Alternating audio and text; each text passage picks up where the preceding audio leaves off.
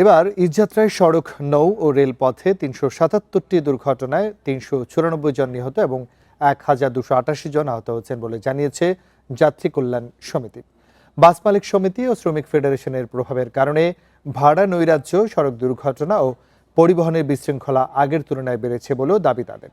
সকালে ডিআরইউতে সংবাদ সম্মেলনে এসব কথা বলেন সংগঠনটি।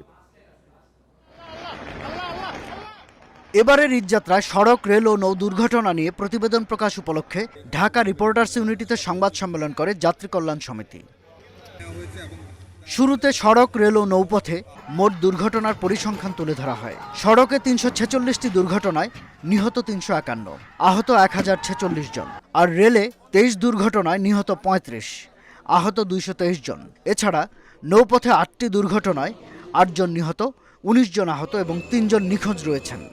সড়ক, রেল ও নৌপথে সর্বমোট ৩৭৭টি দুর্ঘটনায় ৩৯৪ জন নিহত হয়েছে, ১২৮৮ জন আহত হয়েছে। বাংলাদেশ যাত্রী কল্যাণ সমিতির সড়ক দুর্ঘটনা মনিটরিং সেলের প্রতিবেদনে এই তথ্য উঠে এসেছে।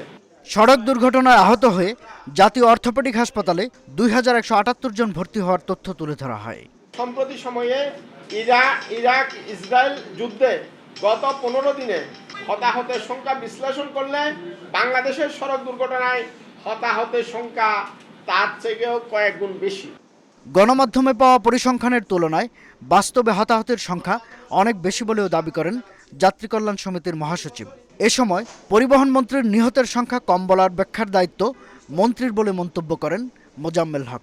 মন্ত্রী মহোদয় ব্যাখ্যা দেবেন, আমি আমারটার ব্যাখ্যা দিচ্ছি। যাত্রী কল্যাণ সমিতির অভিযোগ, এবার বাস মালিক সমিতি ও শ্রমিক ফেডারেশনের প্রভাবের কারণে ভাড়া নৈরাজ্য, দুর্ঘটনা ও পরিবহনের বিশৃঙ্খলা বেড়েছে। পরিবহন খাতে অনেকে নতুন করে মাফিয়া হওয়ার চেষ্টা করছেন বলে অভিযোগ করে সংগঠনটি। নতুন কেউ মাফিয়া হয়ে উঠবার চেষ্টা করছে।